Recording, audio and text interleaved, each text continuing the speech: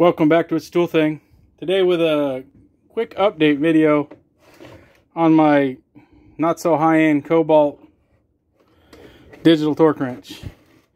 As you can see, I haven't actually used the new batteries, or the batteries that came with it. I just grabbed some shop ones. But I have been using it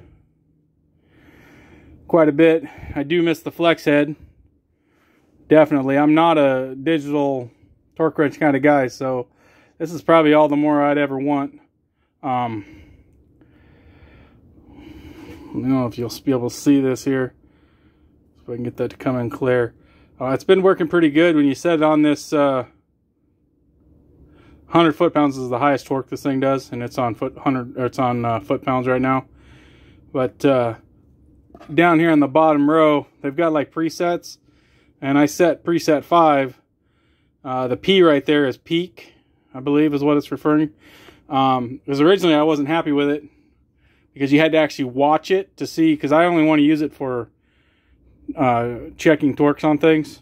I do an inspection every so often, once a month or better. Make sure stuff's getting torqued like it's supposed to be. Basically see what they torqued it to, get at least a good idea. I know it's not a perfect system, but that's what I do. I've been using a regular click type, which doesn't lend well to it because you basically have to go up in increments and keep doing it till it moves, and you know, see if you passed it. This here with that peak setting, it works pretty good. It'll actually display what the torque is and keep flashing that torque until you hit reset, and then it'll reset to 100. So it's actually working pretty good, doing bell housing bolts, rear cover bolts, cooler fittings, which they're right on the cusp. It's on the low side. 109 is the ideal, if I remember correctly, for the bigger ones at least. And so on. So it's been a pretty good torque wrench. I just actually had a question on it. Does it click? No, it does not click. It beeps and then changes tone and then turns the LEDs on. This one's green and this one's red when it hits torque. But yeah, there's no audible actual click. But it is obvious that you've reached the torque. And if you have it set to peak, it'll actually tell you what it stopped at, which works pretty well.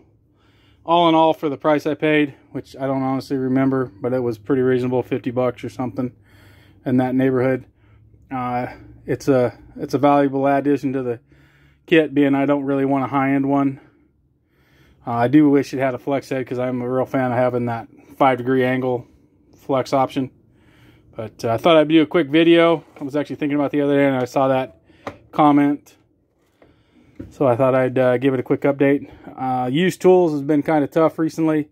I actually did buy a couple things this weekend, and then I promptly forgot to bring them in. So when I get me and my phone at the same place with them, I will make a video on that. A couple of good items, nothing too exciting. So, you know, the Kobalt seems to work fine. You know, I don't have any way to actually test the accuracy of it, but it seems like it's perfectly acceptable. You know, I don't know if I'd use it for torquing heads or something like that, maybe, but for normal daily stuff where most people just impact it on anyways, I think it's more than adequate. Thank you for watching. Please like and subscribe, and as always, have a great day.